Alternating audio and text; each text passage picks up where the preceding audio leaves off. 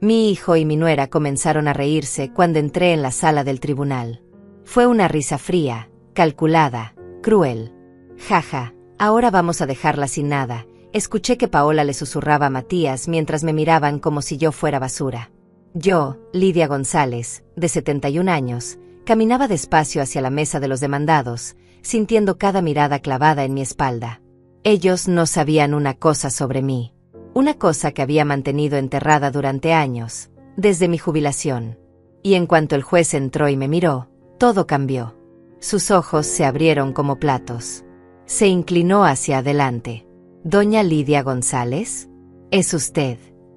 Pero antes de llegar a ese momento, antes de que la sala entera se diera vuelta como un guante, necesito que entiendas cómo llegué ahí. Como mi propio hijo, la persona que cargué en mi vientre, que amamanté, que eduqué sola después de que su padre muriera, terminó siendo el hombre que quería dejarme en la calle. Todo comenzó 6 meses atrás, cuando Roberto, mi esposo, falleció. Llevábamos 48 años casados. 48 años de construir una vida juntos, de levantar esa casa ladrillo por ladrillo, de ahorrar cada centavo. Cuando murió, algo en mí también murió. Me quedé sola en esa casa de 3 habitaciones que olía a sus cigarros, a su colonia barata, a todas nuestras memorias. Matías apareció 3 días después del funeral. No vino solo. Trajo a Paola, esa mujer de 35 años con sonrisa de vendedora y ojos que calculaban cada cosa como si tuviera una caja registradora en la cabeza. Entraron a mi casa con bolsas de comida, con abrazos que se sentían huecos, con palabras que sonaban demasiado dulces. «Mamá, no puedes quedarte sola», me dijo Matías mientras Paola organizaba mi cocina sin que yo se lo pidiera. «Necesitas ayuda. Ya no eres joven». Yo tenía 70 años entonces. Me sentía cansada, sí, devastada por la pérdida, pero no incapaz. Sin embargo, cuando tu único hijo te mira con esa mezcla de lástima y preocupación, cuando te dice que solo quiere cuidarte, comienzas a dudar de ti misma. «Traje unos documentos», dijo sacando un folder marrón de su maletín. «Solo necesito que firmes aquí y aquí. Son papeles del banco, para que yo pueda ayudarte a administrar las cuentas de papá. Tú sabes que estas cosas son complicadas». Complicadas. Qué palabra tan interesante viniendo de él. Yo, que había pasado 35 años desenredando fraudes financieros, lavado de dinero, esquemas de corrupción que involucraban millones de dólares. Yo, que había hecho temblar a empresarios, políticos y criminales con traje. Pero en ese momento, sentada en mi cocina con el corazón roto por la muerte de Roberto, firmé. Firmé sin leer. Firmé confiando en mi hijo. Firmé sellando mi propia trampa. Las semanas pasaron como niebla. Matías y Paola venían cada vez más seguido. Siempre con la misma cantinela. «Mamá, encontré estas pastillas para que duermas mejor». «Mamá, el doctor dice que debes tomar esto para los nervios». «Mamá, ya olvidaste que hablamos de esto ayer». Comenzaron a tratarme como si estuviera perdiendo la cabeza. Como si cada olvido normal de una mujer de 70 años fuera señal de demencia. Como si confundir el martes con el miércoles significara que ya no podía cuidar de mí misma. Un día llegó un hombre a mi puerta. Se presentó como el doctor Méndez, psiquiatra. Dijo que Matías había programado una evaluación de rutina.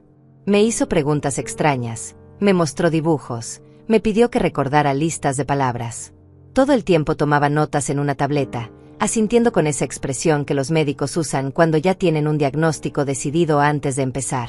«Señora González, veo signos preocupantes de deterioro cognitivo», dijo al final, sin siquiera mirarme a los ojos. «Voy a recomendar que tenga supervisión constante». Esa misma noche, Matías llegó con más papeles. «Mamá, el doctor dice que necesitas ayuda permanente. Paola y yo hemos decidido mudarnos aquí contigo. Para cuidarte». No me preguntaron. Decidieron.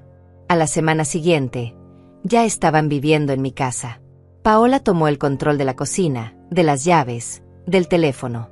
«No queremos que te canses, suegrita», me decía con esa voz melosa que me hacía rechinar los dientes. Comenzó a llegar gente extraña. Un enfermero que me daba pastillas 3 veces al día. Una mujer que decía ser trabajadora social y que revisaba cada rincón de mi casa tomando notas. Me sentía como prisionera en mi propio hogar. Una tarde escuché voces en la sala. Me acerqué despacio, descalza sobre las baldosas frías. Matías y Paola hablaban en voz baja, pero no lo suficiente. ¿Cuánto crees que vale la casa?, preguntó Paola. Al menos $350,000, respondió mi hijo. Mi hijo. Más las cuentas de ahorro, las inversiones. Estamos hablando de casi $500,000. ¿Y ella? El doctor Méndez ya firmó el informe. Demencia senil avanzada. Con eso, el juez nos dará la tutela completa. Después, bueno, hay residencias muy baratas en las afueras. Se rieron. Los dos. Como si estuvieran planeando unas vacaciones y no la destrucción de mi vida. Algo dentro de mí despertó en ese momento. Algo que había estado dormido desde mi jubilación hacía 6 años.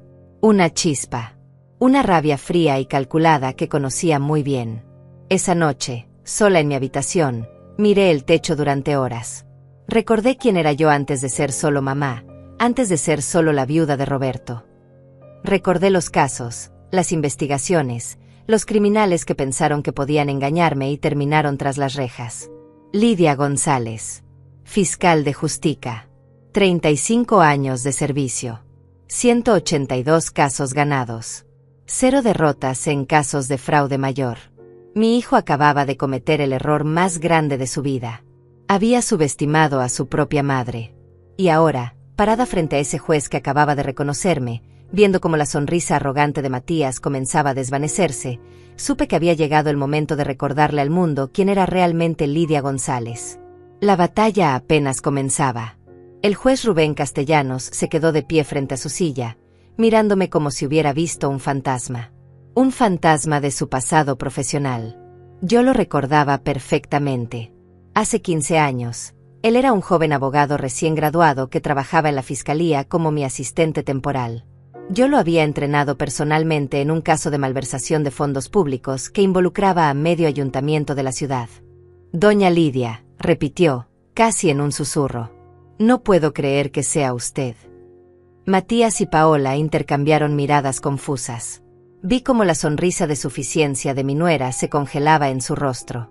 Mi hijo se inclinó hacia su abogado, un tipo gordo con traje color café que sudaba demasiado, y le susurró algo al oído. Su señoría, intervino el abogado poniéndose de pie torpemente.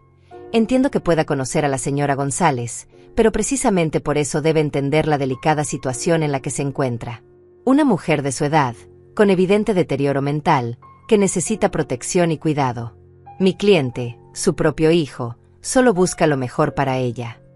Rubén lo miró con una expresión que yo conocía muy bien.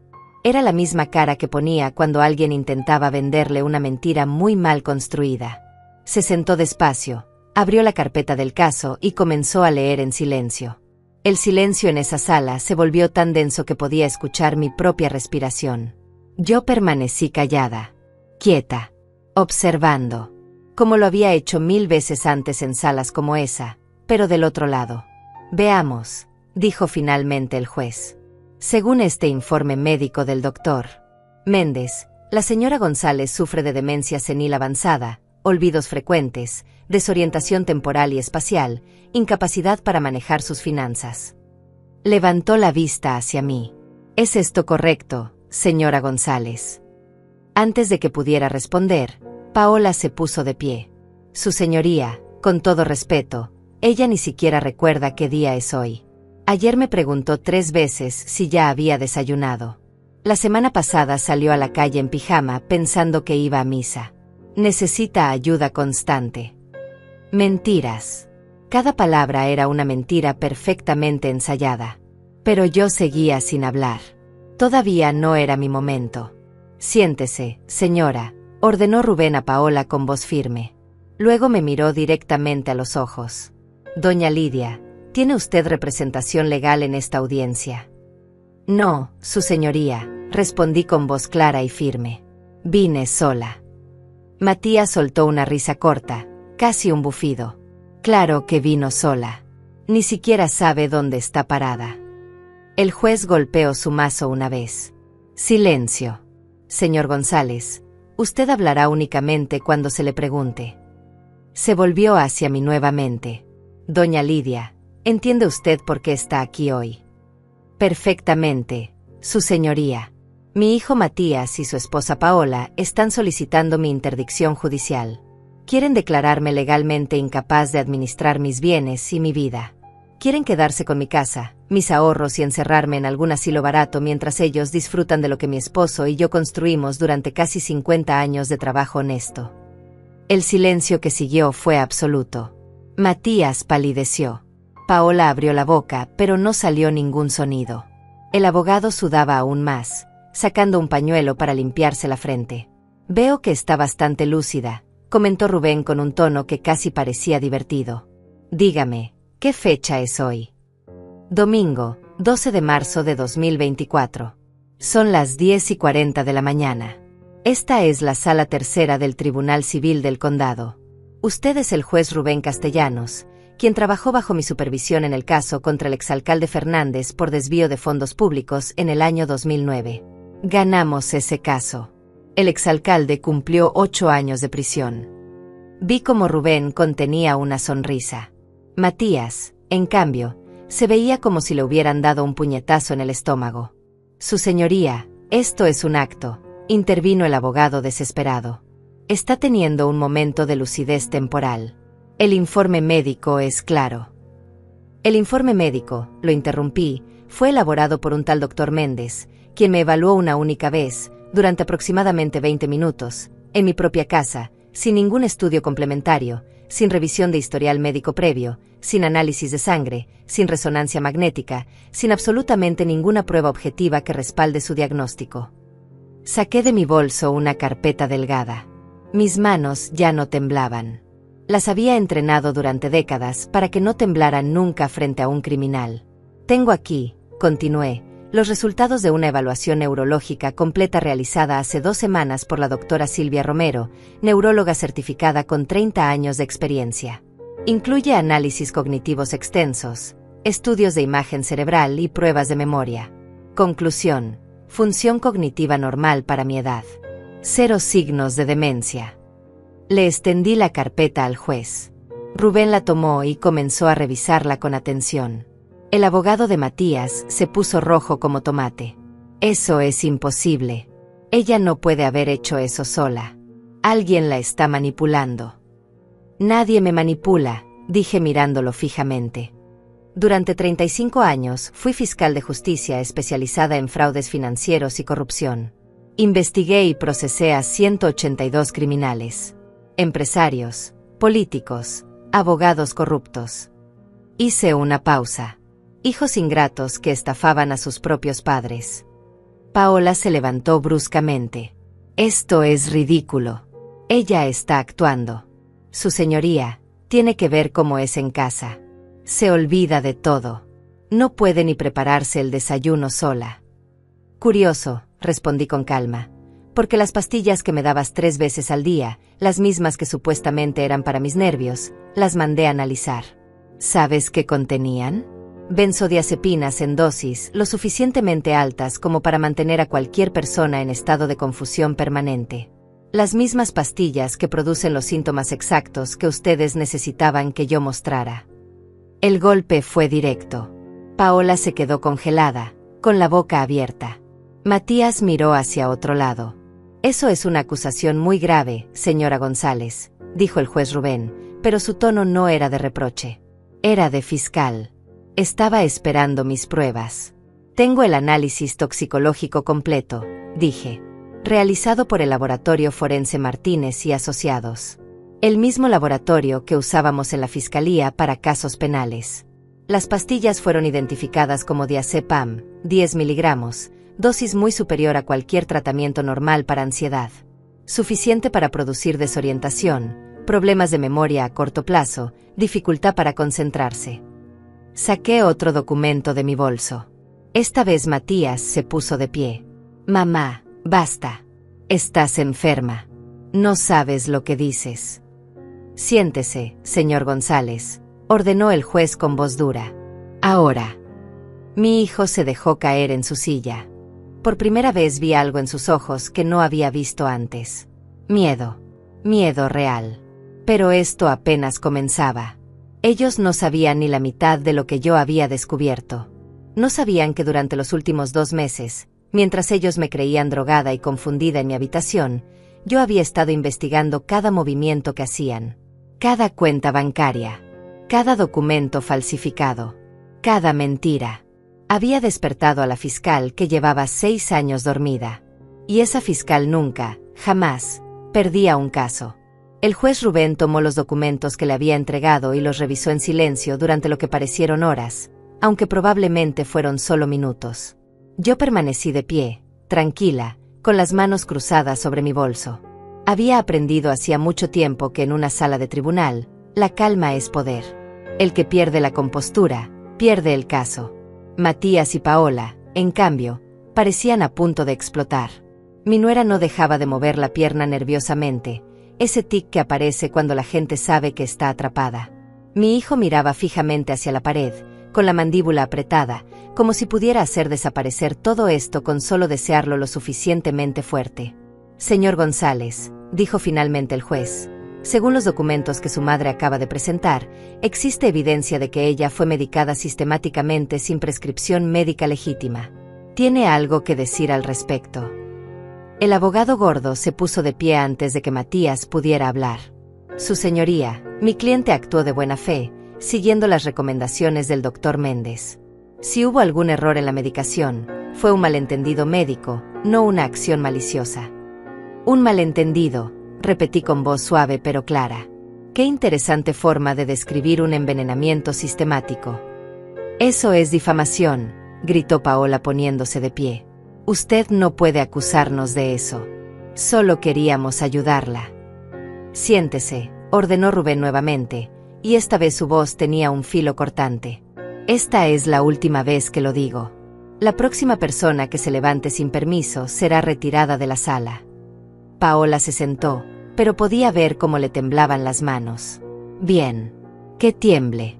Que sienta una fracción del miedo que ellos me hicieron sentir durante meses. El juez se volvió hacia mí. Doña Lidia, entiendo que tiene más evidencia que presentar. Así es, su señoría. Saqué otra carpeta de mi bolso. Este bolso viejo que Paola siempre miraba con desprecio, llamándolo esa cosa fea de anciana, contenía la destrucción completa de sus planes. Me gustaría presentar copias de los movimientos bancarios de mis cuentas durante los últimos 6 meses. Le entregué los documentos. Rubén comenzó a revisarlos, y vi cómo sus cejas se levantaban con cada página. Veo aquí transferencias por cantidades significativas. $20,000 en enero, 35,000 en febrero, 40,000 en marzo. Levantó la vista hacia Matías. ¿Puede explicar estos movimientos? Matías se removió incómodo en su silla. Eran gastos necesarios para el cuidado de mi madre. Medicamentos, consultas médicas, el enfermero privado. Mentira, dije simplemente. No hubo enfermero privado. El hombre que venía a casa era Valentín Sosa, un actor desempleado que Paola contrató por $500 semanales para hacerse pasar por enfermero. Tengo su declaración jurada aquí mismo, firmada ante notario hace 3 días. El silencio que cayó sobre la sala fue tan pesado que casi podía tocarse. Matías se puso pálido. Paola abrió los ojos tan grande que parecía que se le iban a salir de las órbitas. Valentín tuvo la decencia de sentirse culpable. Continué. Cuando le expliqué lo que realmente estaba pasando, cuando le mostré que no era un simple trabajo de actuación sino participación en un fraude, decidió cooperar. Me contó todo.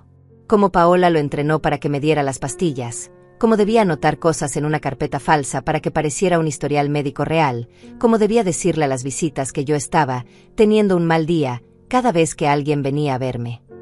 Saqué más papeles. Con cada documento que ponía sobre esa mesa, veía como el castillo de mentiras de mi hijo se derrumbaba ladrillo por ladrillo. También tengo los registros telefónicos. Llamadas entre Paola y el supuesto doctor Méndez.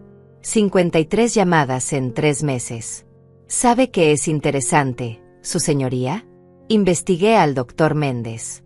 Resulta que perdió su licencia médica hace 4 años por falsificar diagnósticos a cambio de dinero. Está prohibido de ejercer. Cualquier documento que firme no tiene validez legal alguna. El abogado de Matías se puso de pie, completamente rojo. Su señoría, protesto. Esto es un circo. La señora González claramente está siendo asesorada por alguien. Una mujer de su edad no puede haber investigado todo esto sola. Me reí. No pude evitarlo. Fue una risa corta, seca, sin humor.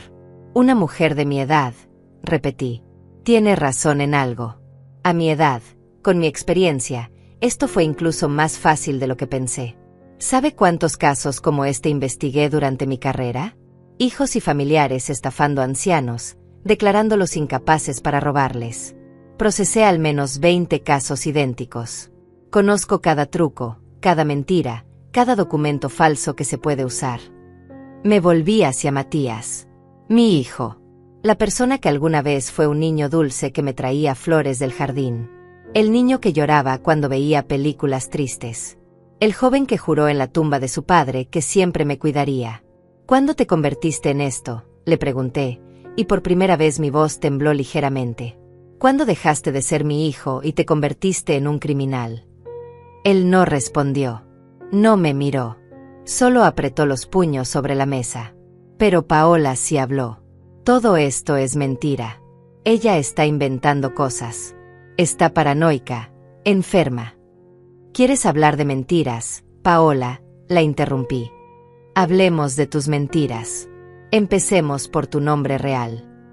Vi cómo el color desaparecía completamente de su rostro. Tu nombre no es Paola Méndez de González. Tu nombre real es Paola Sandoval. Tienes 2 identidades más en otros estados.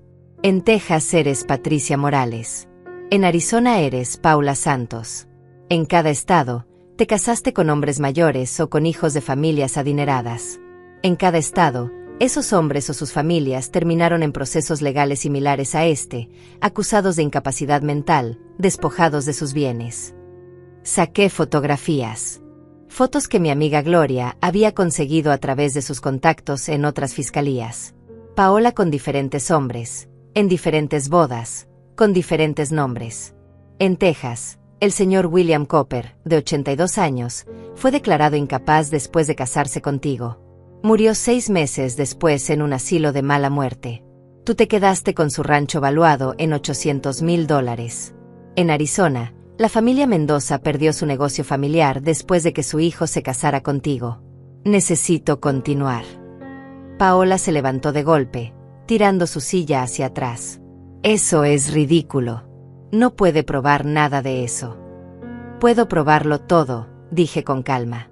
Tengo copias de los certificados de matrimonio. Tengo las sentencias judiciales. Tengo testimonios de las familias que destruiste. Y lo más interesante, tengo las fotografías de tus perfiles en redes sociales donde te jactas de tu exitoso negocio de bienes raíces. Bienes raíces que obtuviste estafando a ancianos vulnerables. El juez Rubén golpeó su mazo. Suficiente. Voy a solicitar un receso de 30 minutos. Señora González, ¿tiene más evidencia que presentar? Sí, su señoría. Mucha más. Entonces prepárese para presentarla cuando reanudemos. Y le sugiero a la defensa que consulte muy seriamente con sus clientes sobre la gravedad de esta situación. Cuando el juez salió, Matías finalmente me miró. Había lágrimas en sus ojos, pero no sé si eran de arrepentimiento o de rabia porque lo había descubierto. Mamá, susurró, ¿por qué estás haciendo esto? Lo miré fijamente, sin parpadear. ¿Por qué estoy haciendo esto? La pregunta correcta es ¿por qué tú lo hiciste? ¿Por qué intentaste destruir a tu propia madre por dinero? No esperé su respuesta. Me di vuelta y salí de la sala con la cabeza en alto. Todavía tenía munición guardada. Y en la segunda parte de esta audiencia, iba a usar cada bala. Salí de la sala de tribunal y caminé hacia el pasillo donde había una fila de sillas de plástico color verde. Me senté despacio, sintiendo como mis rodillas crujían. Por más fuerte que me mostrara ahí dentro, mi cuerpo de 71 años me recordaba sus límites. Cerré los ojos por un momento, respirando profundo. Doña Lidia. Abrí los ojos. Frente a mí estaba Gloria Mendoza, mi antigua compañera de la fiscalía. Llevaba un traje color crema impecable, su cabello gris recogido en un moño perfecto, y esa mirada afilada que siempre tuvo. La mujer que había sido mi mano derecha durante 15 años, la persona en quien más confiaba en todo el mundo. Gloria, dije, y no pude evitar que mi voz sonara cansada. Gracias por venir. ¿Crees que me lo iba a perder?, respondió sentándose a mi lado. Cuando me llamaste hace 2 meses diciendo que tu propio hijo te estaba estafando, supe que esto iba a ser grande. Pero lo que acabas de hacer ahí dentro. Sacudió la cabeza con una sonrisa. Esa eres tú. La Lidia González que conocí. La que hacía temblar a los criminales más peligrosos. Me pasó una carpeta Manila nueva. Esto es lo que me pediste. Los registros completos de Paola Sandoval, alias Patricia Morales, alias Paula Santos. Contacté a mis colegas en Texas y Arizona. Están más que felices de cooperar. Esa mujer ha dejado un rastro de familias destruidas por todo el país. Abrí la carpeta. Dentro había documentos, más fotografías, declaraciones juradas. Era dinamita pura. Hay algo más, continuó Gloria con voz más baja. Investigué a tu hijo también. Lidia, lo siento mucho, pero necesitas saber esto. Mi corazón se aceleró. ¿Qué encontraste? Matías ha estado en problemas financieros serios durante los últimos 2 años. Su bufete de abogados está al borde de la quiebra. Debe más de $200,000 en deudas de juego. Tiene 3 préstamos que no ha pagado.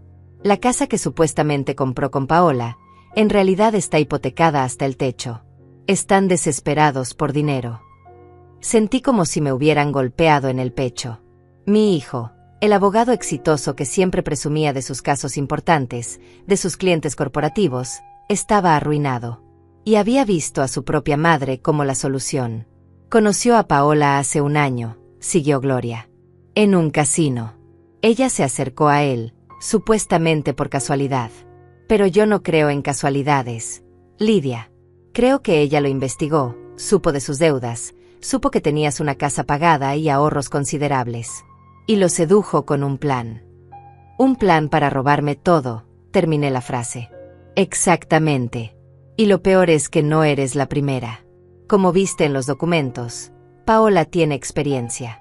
Esto es lo que hace. Encuentra hombres desesperados con padres o familiares ancianos con dinero. Los convence de que la única salida es quitarles todo a esos familiares. Se casa con ellos, ejecutan el plan, se divorcian discretamente después de dividir el botín, y ella desaparece con una nueva identidad. Me quedé mirando las fotografías de Paola con esos otros hombres. En todas estaba sonriendo, hermosa, encantadora, una depredadora con cara de ángel. El señor Cooper de Texas, señaló Gloria una foto específica, murió en circunstancias sospechosas. Paro cardíaco repentino a los 6 meses de ser internado. Nadie investigó a fondo porque ya era muy mayor. Pero su hija siempre sostuvo que su padre estaba saludable antes de conocer a Paola. Un escalofrío me recorrió la espalda. ¿Crees que ella? No tengo pruebas. Pero tengo sospechas. Y ahora que sabemos que te estaba drogando sistemáticamente, que tenía acceso completo a tu comida, a tus medicamentos. Lidia, si no hubieras despertado cuando lo hiciste, si hubieras seguido tomando esas pastillas unos meses más. No terminó la frase. No hacía falta. Me levanté y caminé hacia la ventana del pasillo. Abajo, en el estacionamiento, podía ver el auto de Matías. Un Mercedes plateado que probablemente también estaba financiado con deudas. Todo en su vida era una mentira. Una fachada brillante escondiendo podredumbre. ¿Sabes qué es lo más doloroso de todo esto?, dije sin voltearme. No es el dinero. No es la casa. Es que mi propio hijo me miró a los ojos durante meses, me vio confundida por las drogas que me daban, me vio asustada, vulnerable, y no sintió nada. Ningún remordimiento. Ninguna duda. Solo siguió adelante con el plan. Gloria se acercó y puso su mano en mi hombro. Yo sé que duele. Pero ahora tienes que ser fuerte. Tienes que terminar esto. No solo por ti, sino por todas las otras víctimas de Paola. Por todas las familias que ella destruyó. Tenía razón. Esto ya no era solo sobre mí. Era sobre justicia. El receso terminó y volvimos a entrar a la sala. Esta vez había más gente. Gloria se sentó en la primera fila detrás de mí. También vi a Clara, mi vecina, la mujer que Matías y Paola habían intentado usar como testigo de mi supuesta demencia. Pero lo que ellos no sabían era que Clara y yo habíamos sido amigas durante 20 años. Y Clara tenía información muy valiosa. Cuando el juez Rubén regresó, su expresión era seria. Había revisado los documentos que le di. Sabía exactamente lo que tenía entre manos ahora. Reanudamos la sesión, anunció. Señora González, puede continuar presentando su evidencia. Me puse de pie. Su señoría, me gustaría llamar a una testigo. La señora Clara Vázquez, mi vecina desde hace 20 años. Clara se levantó y caminó hacia el frente. Le tomaron juramento y se sentó en el estrado. Matías la miraba nervioso. Paola tenía la mandíbula apretada. Señora Vázquez, comencé. Usted vive en la casa junto a la mía, ¿correcto?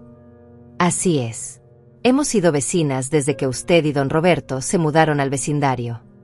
¿Y ha observado usted lo que ha estado sucediendo en mi casa durante los últimos meses?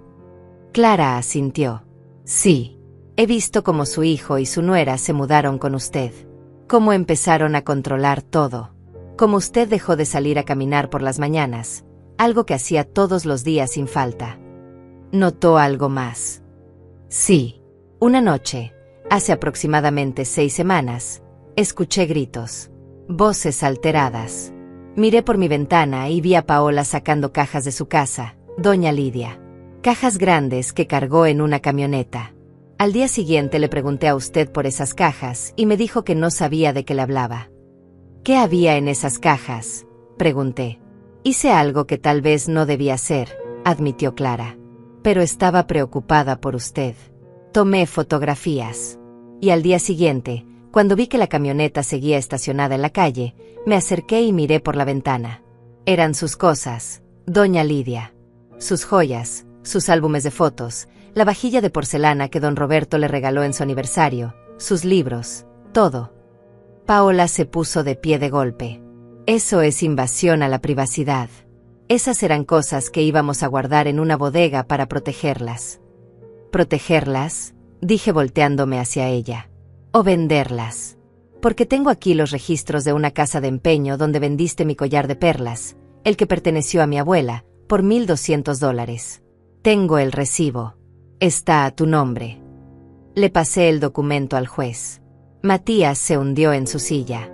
Su abogado se veía como si quisiera desaparecer. También vendiste mi anillo de matrimonio, continué, sintiendo como la rabia crecía en mi pecho.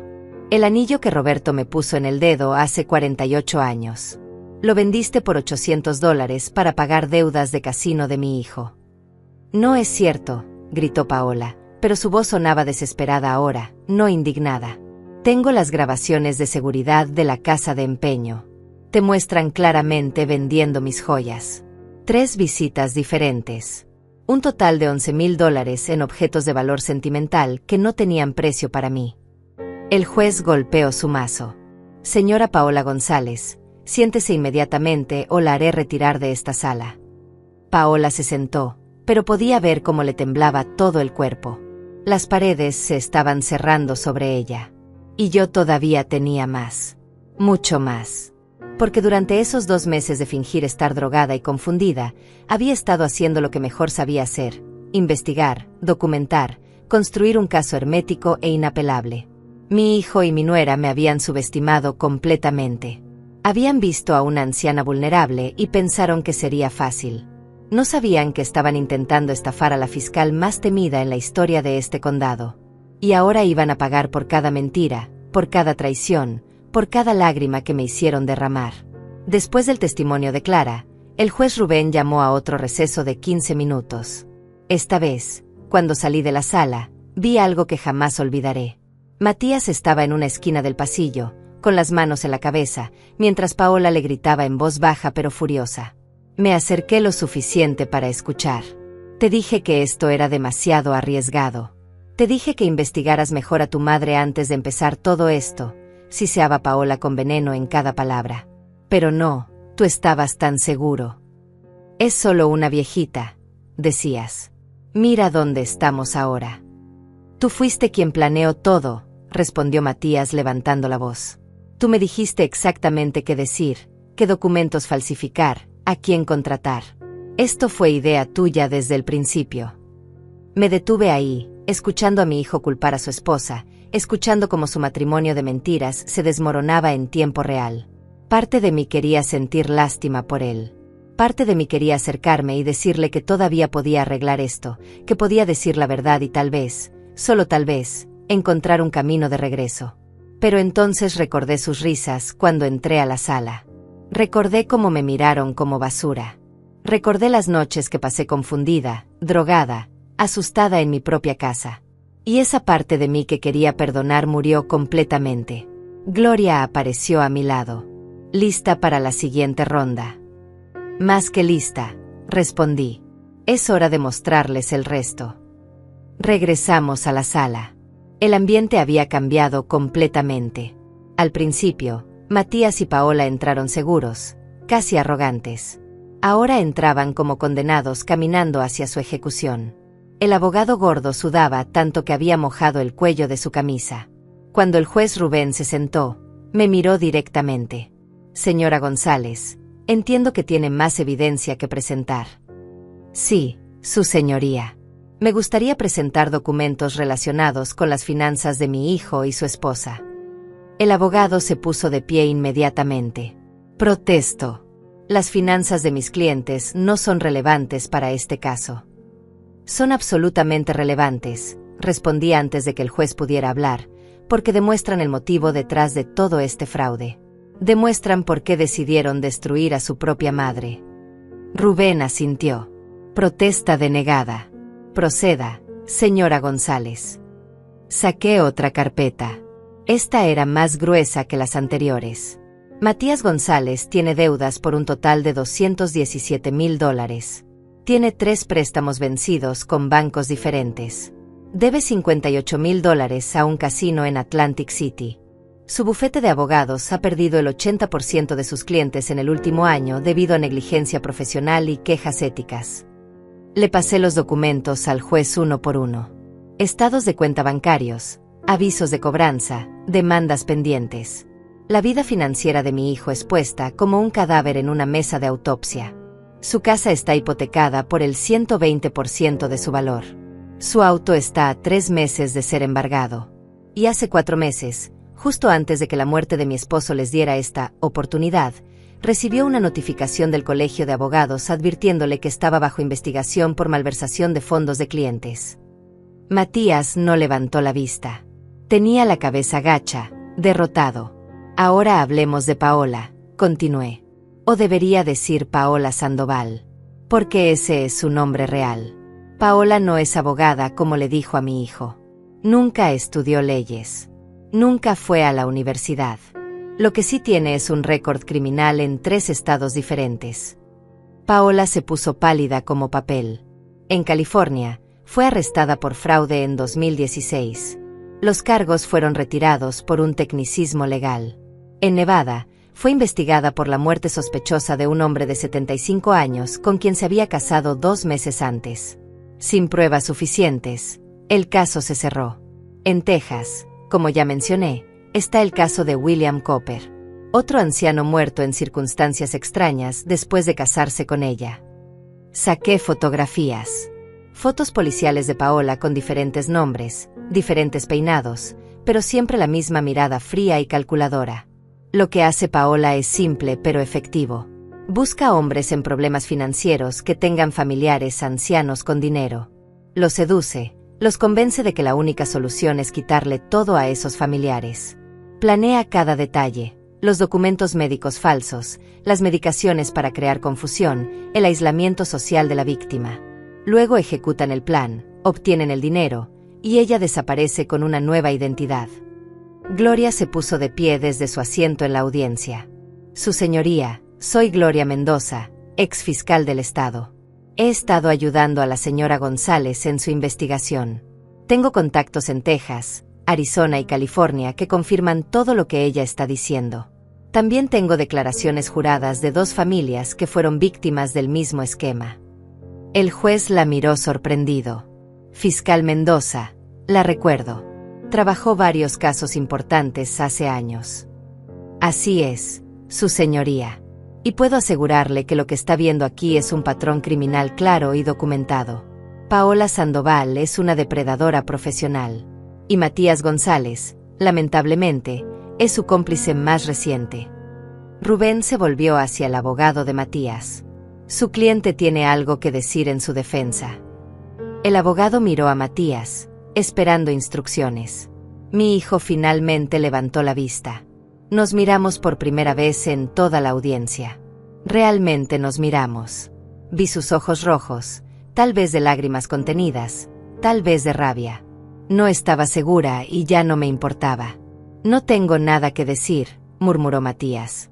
Yo sí tengo algo que decir, interrumpió Paola poniéndose de pie bruscamente. Todo esto es una farsa. Ella es una anciana amargada que no puede aceptar que su hijo rehizo su vida. Está inventando todo esto porque... ¿Por qué qué? La interrumpí con voz de hielo. ¿Porque descubrí que intentabas matarme lentamente? Porque encontré las jeringas de insulina escondidas en tu bolso. El silencio que cayó sobre la sala fue absoluto. Paola se quedó congelada, con la boca abierta. Sí, continué, encontré las jeringas. Insulina de acción rápida. Yo no soy diabética. Nunca lo he sido. Pero tú tenías 4 jeringas llenas de insulina escondidas en tu habitación. ¿Para qué las necesitabas, Paola? ¿Cuál era tu siguiente paso? ¿Provocarme un shock hipoglucémico que pareciera un derrame cerebral natural? Tal como le pasó al señor Cooper en Texas.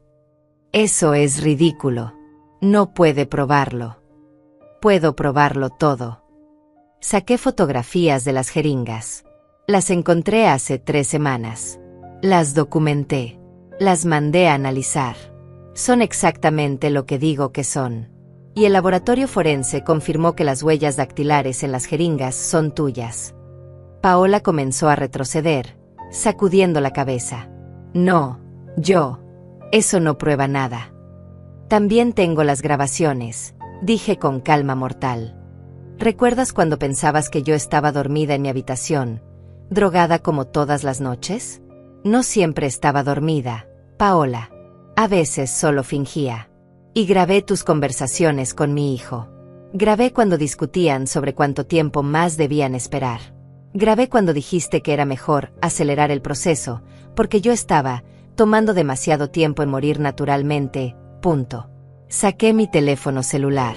Un aparato que ellos siempre me dijeron que era demasiado complicado para mí, que me confundiría más. Ese mismo teléfono que escondí bajo mi almohada y usé para grabar cada conversación incriminatoria. Le pasé el teléfono al juez. Su señoría, hay 16 grabaciones en total. En la número 7, que dura 3 minutos con 40 segundos, Paola le dice a Matías exactamente cómo planea usar la insulina. En la número 12, discuten sobre qué hacer con mi cuerpo después. En la número 14, Paola menciona que esto funcionó perfectamente en Texas, punto. El rostro del juez Rubén se volvió duro como piedra. Tomó el teléfono y comenzó a escuchar. Vi cómo su expresión pasaba de seria a horrorizada. Después de 2 minutos, detuvo la grabación. Alguacil, dijo con voz controlada pero temblando de furia contenida, llame a la policía. Ahora. Paola intentó correr. Literalmente intentó escapar de la sala de tribunal. Pero el alguacil la detuvo antes de que llegara a la puerta. La sujetó mientras ella gritaba, pataleaba, lanzaba acusaciones sin sentido. Matías no se movió. Se quedó sentado, con las manos sobre la mesa, mirando hacia la nada. Roto. Destruido. Atrapado en una red de su propia creación. Señor González, dijo el juez, tiene derecho a permanecer en silencio. Le sugiero fuertemente que lo use. Esto ya no es un caso civil. Esto es intento de homicidio, fraude agravado, asociación delictuosa. Voy a ordenar su arresto inmediato. 2 oficiales de policía entraron a la sala. No sé cómo llegaron tan rápido. Tal vez el alguacil ya los había llamado. Tal vez Gloria había anticipado que esto terminaría así. Esposaron a Paola primero. Ella seguía gritando, culpándome de arruinar su vida, diciendo que yo era una bruja vengativa. Sus gritos se fueron apagando mientras la sacaban por el pasillo. Luego se acercaron a Matías. Él levantó las manos sin resistencia. Antes de que lo esposaran, me miró una última vez. «Lo siento, mamá», susurró. No respondí. No había nada que decir. El niño que yo había criado murió hace mucho tiempo. El hombre frente a mí era un extraño que había intentado matarme por dinero. Se lo llevaron. Y me quedé sola en esa sala de tribunal, de pie, victoriosa pero devastada. Había ganado. Había destruido su plan completamente. Había protegido mi vida, mi casa, mi dignidad. Pero había perdido a mi hijo para siempre.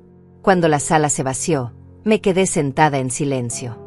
El juez Rubén había suspendido la audiencia indefinidamente mientras la policía procesaba los cargos criminales contra Matías y Paola.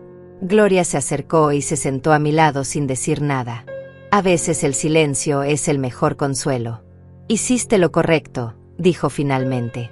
«Lo sé», respondí, pero mi voz sonaba hueca. «Entonces, ¿por qué me siento así?» «Porque era tu hijo. Y por más monstruoso que se haya vuelto, una parte de ti todavía recuerda al niño que fue». Tenía razón. Cerré los ojos y vi flashes de recuerdos. Matías a los 5 años trayéndome dibujos del colegio, a los 10 años abrazándome cuando lloré en el funeral de mi madre, a los 18 jurando ser un hombre de bien como su padre. ¿En qué momento todo eso se torció? ¿En qué momento el dinero y la desesperación lo convirtieron en alguien capaz de matar a su propia madre? «Necesitas ir a casa», dijo Gloria suavemente. «Necesitas descansar». «No puedo volver a esa casa todavía», admití. «Está llena de ellos. De sus cosas, de sus mentiras, de todo lo que hicieron». «Entonces ven a la mía. Tengo una habitación de invitados. Puedes quedarte el tiempo que necesites». Acepté su oferta porque no tenía fuerzas para discutir. Salimos del tribunal juntas. Afuera había reporteros. No sé cómo se enteraron tan rápido, pero ahí estaban, con cámaras y micrófonos, gritando preguntas. «Señora González, ¿es cierto que su hijo intentó matarla?» «Señora González, ¿cómo se siente después de exponer a su propia familia?» Gloria me protegió del acoso, llevándome rápidamente a su auto. Mientras nos alejábamos, vi por el espejo retrovisor cómo los reporteros seguían filmando. Mañana mi cara estaría en todas las noticias. La fiscal jubilada que descubrió el complot de asesinato de su propio hijo. Un titular perfecto. Una tragedia empaquetada para el consumo público. Esa noche, en la casa de Gloria, no pude dormir.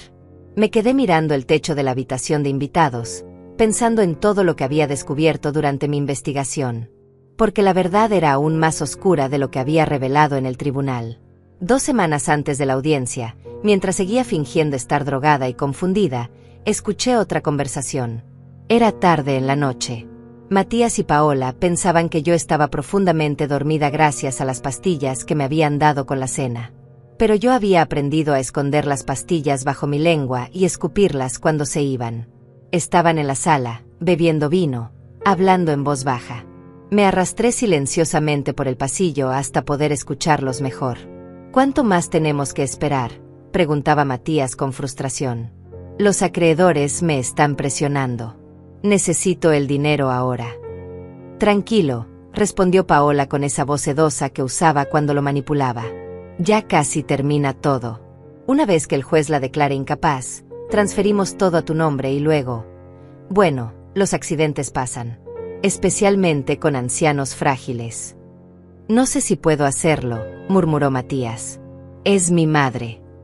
Tu madre que tiene $450,000 que tú necesitas desesperadamente.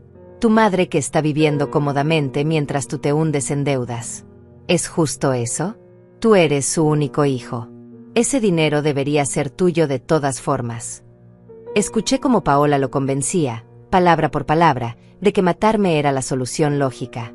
Escuché cómo mi hijo, poco a poco, dejaba de resistirse. Escuché el momento exacto en que cruzó la línea entre el fraude y el homicidio premeditado. «Está bien», dijo finalmente. «Pero tiene que parecer natural. Un derrame, un paro cardíaco, algo que no levante sospechas». «Déjamelo a mí», respondió Paola. Tengo experiencia en esto. Esa fue la noche que supe que no estaba lidiando solo con un fraude. Estaba lidiando con asesinos. Y esa fue la noche que decidí grabar todo. Al día siguiente, mientras ellos salían a hacer diligencias, registré toda la casa. Encontré las jeringas de insulina escondidas en el compartimento secreto del bolso de Paola. Encontré documentos que mostraban que ya habían contactado a una funeraria para planear con anticipación. Encontré búsquedas en la computadora de Matías sobre muerte por causas naturales en ancianos y cómo evitar autopsias. También encontré algo más. Algo que me heló la sangre. En el closet de Paola, escondido dentro de una caja de zapatos, había un sobremanila. Dentro del sobre había recortes de periódicos. Todo sobre la muerte del señor William Cooper en Texas. Pero no eran solo artículos informativos. Eran artículos que Paola había marcado con resaltador, notas al margen, como si estuviera estudiando su propio crimen para perfeccionarlo. Autopsia no realizada, familia no solicitó, decía una nota escrita con su letra. Cremación inmediata, sin investigación, decía otra. Heredera única por testamento modificado 2 semanas antes. Estaba subrayado 3 veces. Paola había guardado evidencia de su propio asesinato anterior. Ya sea por arrogancia o por nostalgia de su éxito, había mantenido un registro completo de cómo había matado al señor Cooper y salido impune. Fotografié todo. Cada documento, cada nota, cada recorte. Luego lo puse todo exactamente como lo había encontrado. Ellos nunca supieron que yo había descubierto su pequeño museo de horrores. Ahora, acostada en la casa de Gloria, pensaba en todas las cosas que aún no había revelado en el tribunal. Las había guardado estratégicamente, porque sabía que esto no terminaría con una simple audiencia civil. Sabía que esto se convertiría en un caso criminal. Y cuando llegara ese momento, tendría que presentar evidencia aún más contundente. Mi teléfono sonó sobresaltándome. Era un número desconocido. Dudé antes de contestar. Hola. Señora González. Era una voz de mujer, joven, nerviosa. Mi nombre es Adrián Castillo. Soy abogado de la Fiscalía del Distrito. He sido asignado a su caso. Mi caso. El caso criminal contra su hijo y su nuera. Después de escuchar las grabaciones y revisar la evidencia que presentó hoy, la Fiscalía ha decidido proceder con cargos de intento de homicidio, fraude agravado, conspiración criminal y varios otros delitos. Necesito reunirme con usted mañana para repasar toda la evidencia. Por supuesto, respondí. ¿A qué hora? ¿Le parece bien a las 10 de la mañana? En mi oficina. Acordamos los detalles y colgué. Gloria apareció en la puerta de la habitación con 2 tazas de té caliente. ¿No puedes dormir?, preguntó. Era la fiscalía.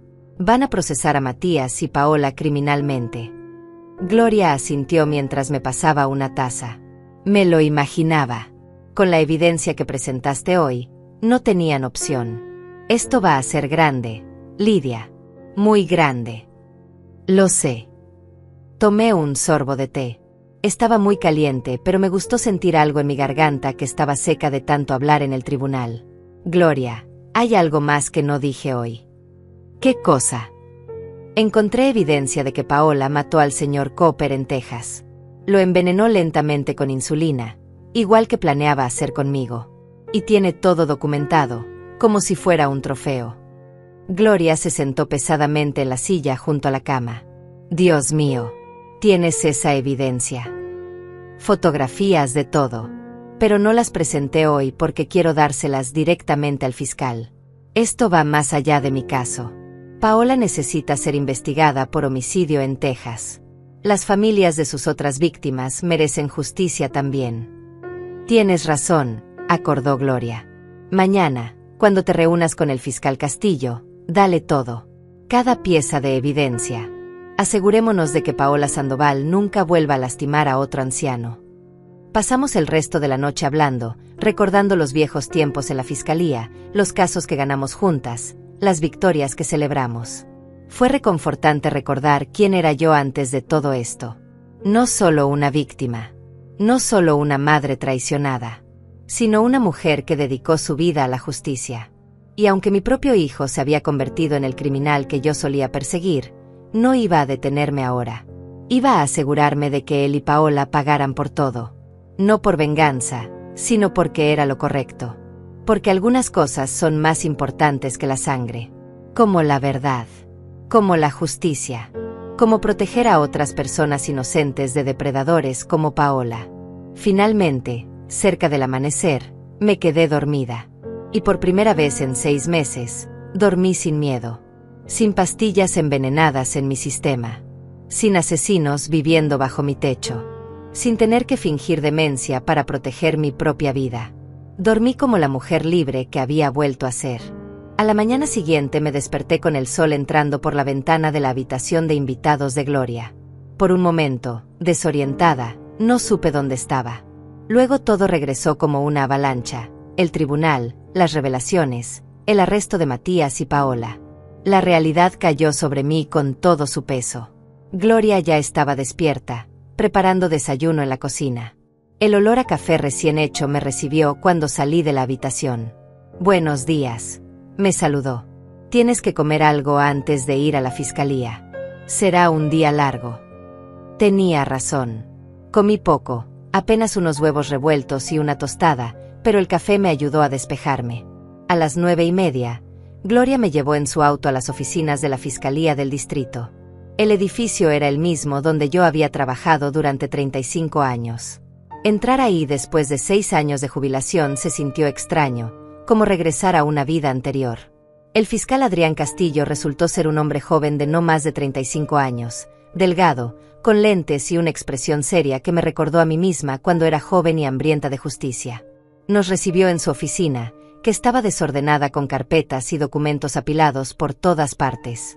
«Señora González, es un honor conocerla», dijo estrechando mi mano con firmeza.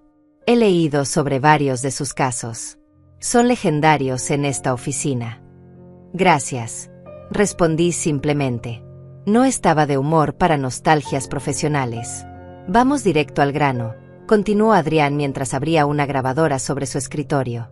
«Necesito que me cuente todo desde el principio. Cada detalle, por más pequeño que parezca. Y necesito toda la evidencia que tenga». Durante las siguientes 3 horas, le conté todo. Desde la muerte de Roberto hasta el momento en que descubrí las jeringas de insulina. Le mostré las fotografías, las grabaciones, los documentos bancarios, los análisis toxicológicos, todo. Adrián tomaba notas furiosamente, deteniéndome ocasionalmente para hacer preguntas específicas.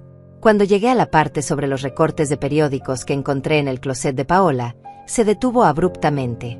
«Espere. ¿Está diciendo que tiene evidencia de que la señora Sandoval guardó documentación sobre un posible homicidio previo en Texas?»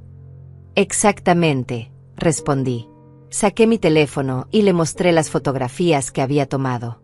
Aquí están todos los recortes, con notas manuscritas de ella. Es como si estuviera estudiando su propio crimen para repetirlo. Adrián miró las fotografías en silencio durante varios minutos. Su expresión pasó de seria a absolutamente indignada. «Esto es, señora González, esto es evidencia de homicidio premeditado en otro estado. Necesito contactar inmediatamente a la Fiscalía de Texas. Si podemos probar que ella mató al señor Cooper, estamos hablando de cadena perpetua sin posibilidad de libertad condicional». «Eso espero», dije con voz firme. «Porque si yo no hubiera descubierto su plan a tiempo, estaría muerta. Y ella ya estaría buscando a su próxima víctima». Adrián se recostó en su silla, quitándose los lentes para frotarse los ojos. «En mis 8 años como fiscal, nunca he visto un caso tan completo. Usted hizo todo el trabajo de investigación. Documentó cada paso. Tiene más evidencia que la mayoría de los casos que llegan a mi escritorio después de meses de investigación policial». 35 años de experiencia, respondí con una pequeña sonrisa amarga. Aprendí de los mejores. Y también aprendí de los errores de los criminales que procesé. Sabía exactamente qué evidencia necesitaba y cómo obtenerla legalmente. «Hablemos de su hijo», dijo Adrián con cautela. «Sé que esto debe ser difícil para usted, pero necesito saber, ¿cree que él actuó por iniciativa propia o fue completamente manipulado por Paola Sandoval?» La pregunta me golpeó en el pecho. Era algo que yo misma me había preguntado cientos de veces durante las últimas semanas. Al principio quise creer que Paola lo manipuló completamente, admití. Quise creer que mi hijo era solo una víctima de una mujer malvada. Pero la verdad es más complicada. Sí, Paola lo sedujo, lo manipuló, explotó sus debilidades. Pero Matías tomó decisiones conscientes en cada paso del camino. Él firmó los documentos falsos. Él contrató al falso enfermero. Él me dio las pastillas que me mantenían drogada. Y cuando llegó el momento de decidir si seguir adelante con el plan de matarme, él dijo que sí. Mi voz se quebró ligeramente en la última frase. Adrián me pasó una caja de pañuelos desechables que tenía en su escritorio. No lloré, pero sostuve uno en mis manos solo por tener algo que hacer con ellas. Entiendo, dijo Adrián suavemente. Y quiero que sepa que vamos a procesar ambos casos con todo el peso de la ley. Paola Sandoval enfrentará cargos de intento de homicidio, conspiración, fraude, suplantación de identidad, y vamos a trabajar con Texas para los cargos de homicidio. Su hijo enfrentará cargos de intento de homicidio, conspiración, fraude, abuso de confianza y varios delitos financieros. ¿Cuánto tiempo podrían recibir?, pregunté. Si los declaramos culpables en todos los cargos, Paola podría recibir cadena perpetua. Su hijo está mirando entre 25 y 40 años de prisión. 40 años. Matías tenía 43 años. Si recibía la sentencia máxima, saldría de prisión siendo un anciano. Si es que salía alguna vez. Hay algo más que necesita saber, dije después de un momento de silencio. Creo que Paola tiene más víctimas de las que hemos identificado.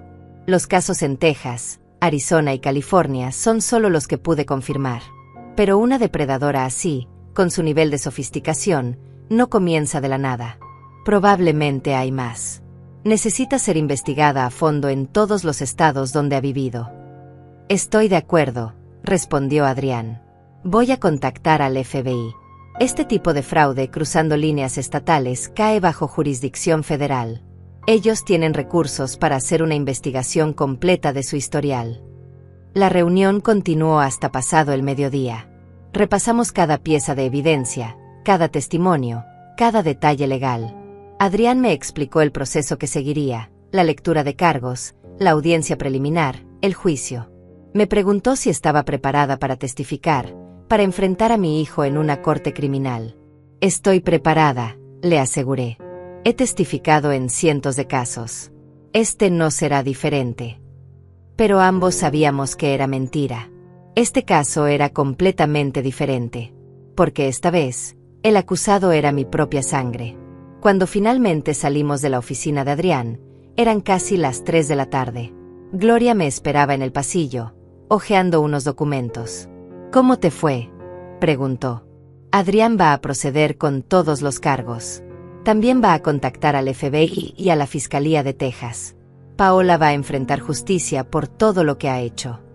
Gloria asintió con satisfacción. Bien. Esa mujer merece pudrirse en prisión. Hizo una pausa. ¿Y Matías? Entre 25 y 40 años, si lo declaran culpable de todo. No dije más. No hacía falta. Salimos del edificio de la Fiscalía y caminamos hacia el auto de Gloria. Afuera, el día estaba soleado y cálido. La gente pasaba caminando, riendo, viviendo sus vidas normales. Me sentí desconectada de todo eso, como si estuviera viendo el mundo a través de un cristal. Necesito ir a mi casa, dije de repente. ¿Estás segura? Pensé que querías evitarla por un tiempo. Necesito enfrentarlo. Necesito entrar a esa casa y reclamarla de nuevo. No puedo dejar que ellos me la roben también. Ya me quitaron suficiente. Gloria entendió. Manejó en silencio hasta mi vecindario. Cuando llegamos a mi calle, vi que había cinta policial amarilla rodeando mi casa. Por supuesto. Era una escena del crimen ahora. Lugar de un intento de asesinato. Un oficial de policía estaba parado en la entrada. Me reconoció cuando me acerqué. Señora González, dijo con respeto. Lamento informarle que la casa sigue siendo parte de la investigación activa. No puede entrar todavía. ¿Cuánto tiempo?, pregunté. Probablemente otra semana. Los técnicos forenses necesitan terminar de procesar la escena. Asentí. No discutí. Entendía el procedimiento. Me quedé parada frente a mi casa, mirando las ventanas que alguna vez me dieron tanta alegría. La casa donde crié a mi hijo. La casa donde envejecí con Roberto. La casa que casi se convierte en mi tumba. Voy a recuperarla, dije en voz baja, más para mí misma que para nadie más. Voy a limpiar cada rastro de ellos. Voy a hacer que vuelva a ser mi hogar. Lo sé, respondió Gloria poniéndose a mi lado. Y yo voy a ayudarte. Clara, mi vecina, salió de su casa en ese momento. Al verme, corrió hacia mí con los ojos llenos de lágrimas. Doña Lidia. Gracias a Dios que está bien. He estado tan preocupada. Cuando vi las noticias, cuando me enteré de todo lo que pasó. Me abrazó fuertemente. Estoy bien, Clara, le aseguré. Gracias a ti también. Tu testimonio fue crucial. Yo debí haberme dado cuenta antes, dijo entre sollozos. Debí haber hecho algo cuando vi que ellos la trataban tan mal. No es tu culpa. Ellos eran muy buenos para esconder lo que realmente estaban haciendo. Nos quedamos hablando un rato más. Clara me contó que otros vecinos también habían empezado a sospechar, pero nadie sabía qué hacer. Me sentí reconfortada sabiendo que no había estado tan sola como pensaba. Cuando finalmente regresamos al auto de Gloria, miré mi casa una última vez. Pronto volvería. Pronto la recuperaría. Y cuando lo hiciera, sería más fuerte que nunca. Porque había sobrevivido. Había luchado. Y había ganado. 3 semanas después, llegó el día de la audiencia preliminar. Era el momento en que el juez decidiría si había suficiente evidencia para llevar el caso a juicio. Adrián Castillo me había llamado la noche anterior para prepararme. Mañana va a ser duro, me advirtió. Va a ver a su hijo por primera vez desde el arresto. Y él va a testificar. Su abogado defensor va a intentar pintarlo como una víctima de Paola, como un hombre desesperado que fue manipulado. ¿Y Paola? Pregunté. Ella tiene un abogado diferente. Van a presentar defensas separadas, probablemente cada uno culpando al otro. Es la estrategia clásica cuando los cómplices se vuelven uno contra el otro. Tenía razón. Cuando entré a la sala del tribunal esa mañana, la tensión era palpable. Matías estaba sentado en una mesa con su abogado defensor, un hombre mayor de cabello gris llamado Rubén Torres, conocido por defender casos imposibles. Paola estaba en otra mesa con su abogada, una mujer joven y agresiva llamada Maribel Suárez. Cuando Matías me vio entrar, apartó la mirada inmediatamente.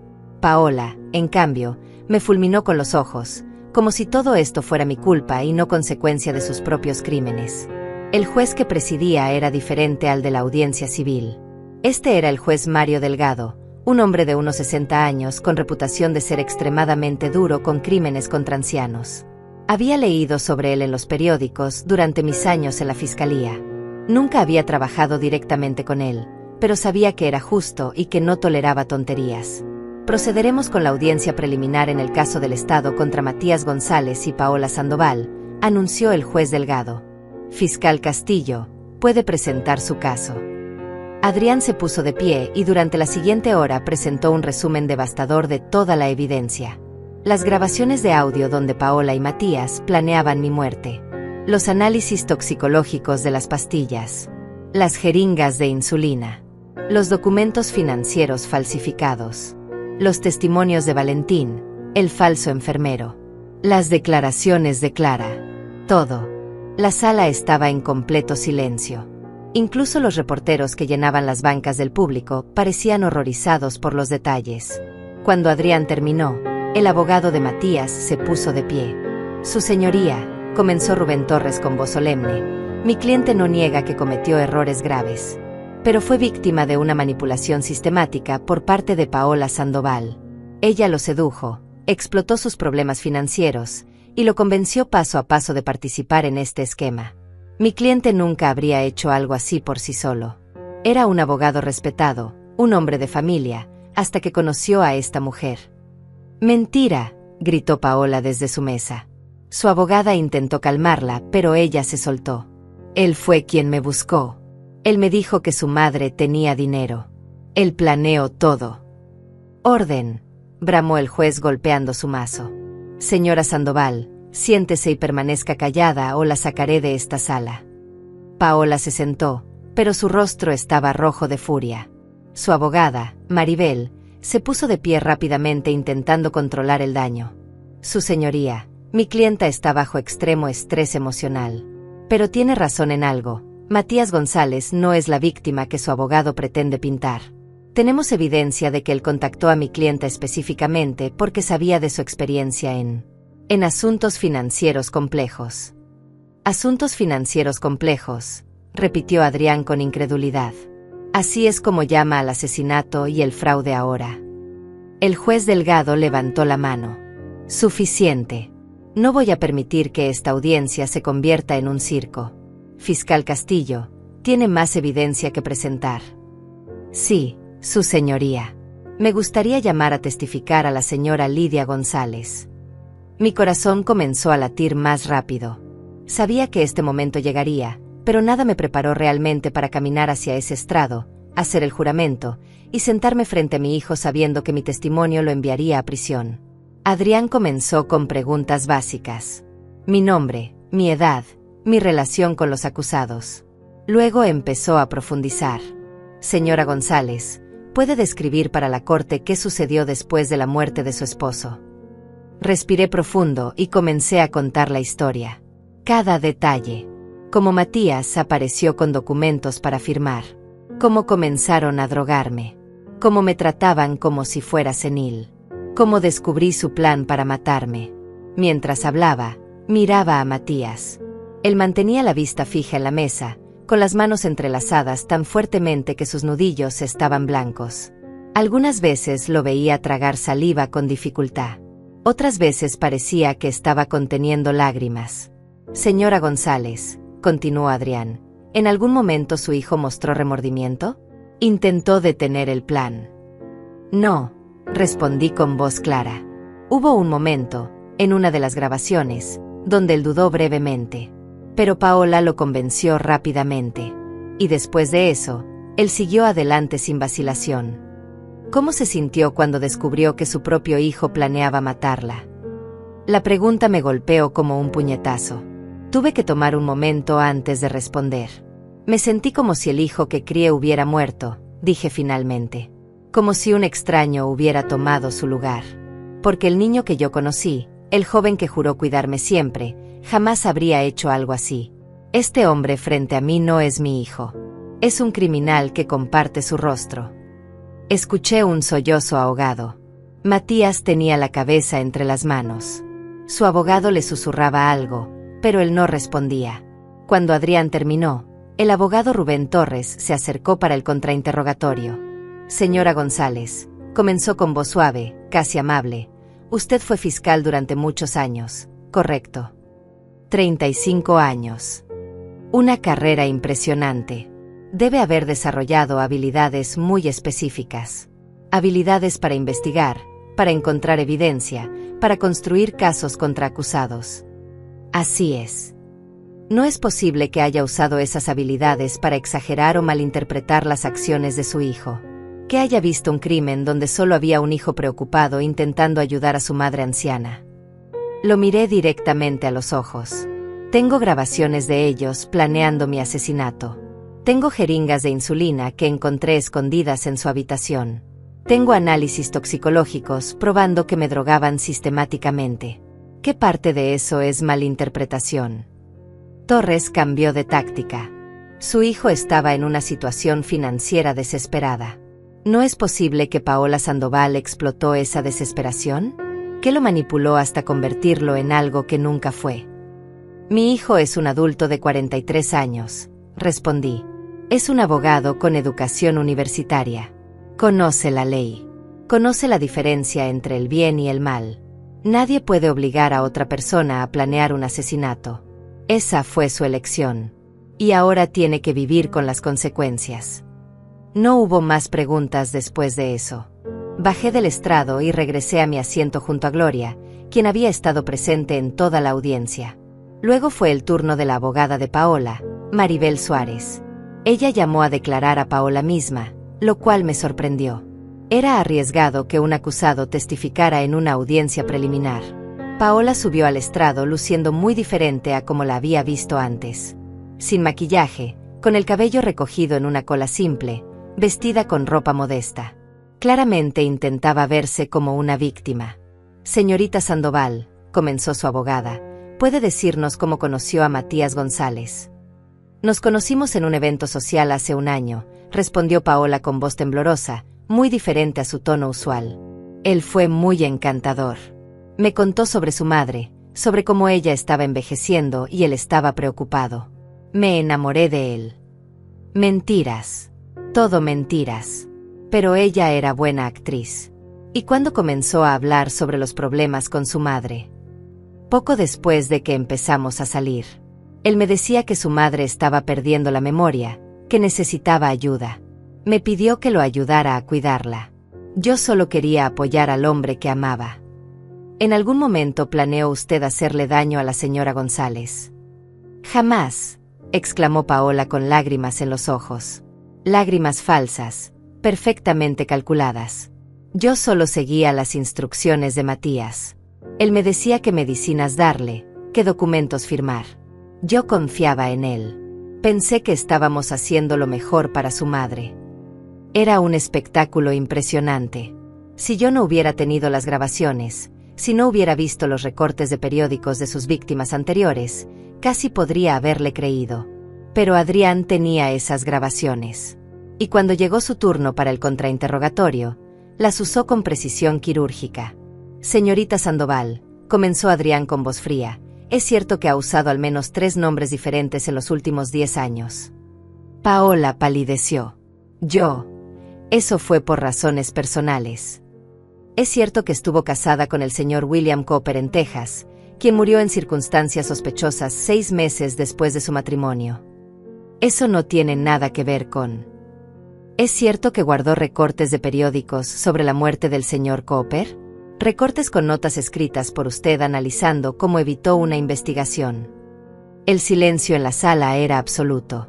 Paola abrió y cerró la boca varias veces sin poder responder. Adrián continuó, implacable. Es cierto que en una grabación que tenemos en evidencia, usted le dice a Matías González, y cito, ¿esto funcionó perfectamente en Texas? ¿A qué se refería con eso, señorita Sandoval?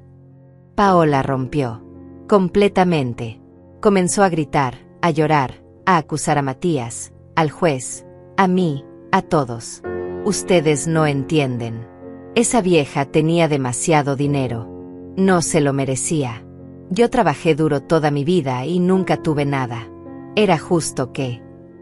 Su abogada intentaba calmarla, pero era demasiado tarde. El daño estaba hecho. El juez Delgado golpeó su mazo repetidamente hasta que Paola finalmente se calló. He escuchado suficiente, dijo con voz dura. Hay más que evidencia suficiente para proceder a juicio en todos los cargos. Los acusados permanecerán detenidos sin derecho a fianza hasta el juicio. Esta audiencia ha terminado. Y así, simplemente así, terminó. Matías y Paola fueron esposados y llevados fuera de la sala. Mi hijo no me miró ni una vez mientras se lo llevaban. Paola seguía gritando obscenidades hasta que su voz se perdió en la distancia.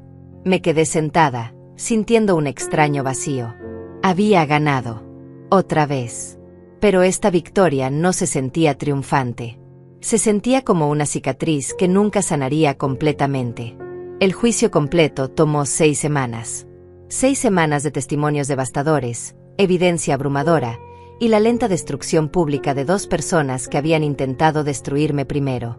Los medios cubrieron cada día, cada detalle. Mi rostro estaba en todas las noticias.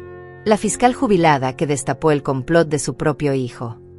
Un titular que nunca pensé que leería. Durante esas semanas, tuve que escuchar cosas que ninguna madre debería escuchar. Testimonios de expertos forenses explicando exactamente cómo Paola planeaba matarme con las jeringas de insulina. Psicólogos analizando la frialdad con la que Matías había drogado a su propia madre. Investigadores del FBI presentando evidencia de que Paola había estado involucrada en la muerte de al menos 3 ancianos más en diferentes estados. Cada día era una tortura. Pero cada día también me recordaba por qué estaba haciendo esto. No solo por mí, sino por todas las víctimas de Paola. Por el señor Cooper en Texas, que murió solo y asustado. Por la señora Mendoza en Arizona, que perdió todo antes de que su familia pudiera detenerlo. Por todos los ancianos vulnerables que podrían ser las próximas víctimas si yo no detenía a esta depredadora ahora. El día del veredicto, la sala estaba completamente llena. Gloria estaba sentada junto a mí, sosteniéndome la mano. Clara había venido también, junto con varios vecinos que querían apoyarme. Adrián Castillo lucía confiado pero tenso. Sabía que habíamos presentado un caso sólido, pero los jurados son impredecibles. Cuando el jurado regresó después de deliberar durante 2 días, el silencio en la sala era sofocante. La presidenta del jurado, una mujer de mediana edad con expresión seria, se puso de pie con el papel del veredicto en las manos. En el caso del Estado contra Paola Sandoval, comenzó con voz clara. En el cargo de intento de homicidio en primer grado, encontramos a la acusada culpable. Paola dejó escapar un grito ahogado. Su abogada puso una mano en su hombro. En el cargo de conspiración para cometer asesinato, culpable. En el cargo de fraude agravado, culpable. En el cargo de administración fraudulenta, culpable. La lista continuó. Culpable en todos y cada uno de los cargos.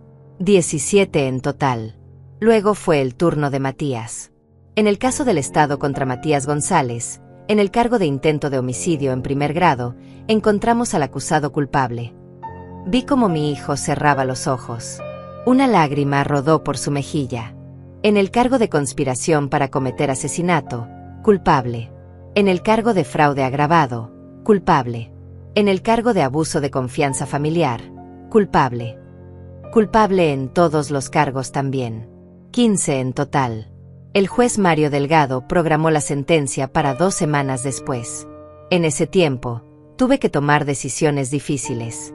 El abogado de Matías me contactó, preguntando si yo estaría dispuesta a escribir una carta al juez pidiendo clemencia para mi hijo. Pedirle al juez que considerara que Matías había sido manipulado, que merecía una oportunidad de redención.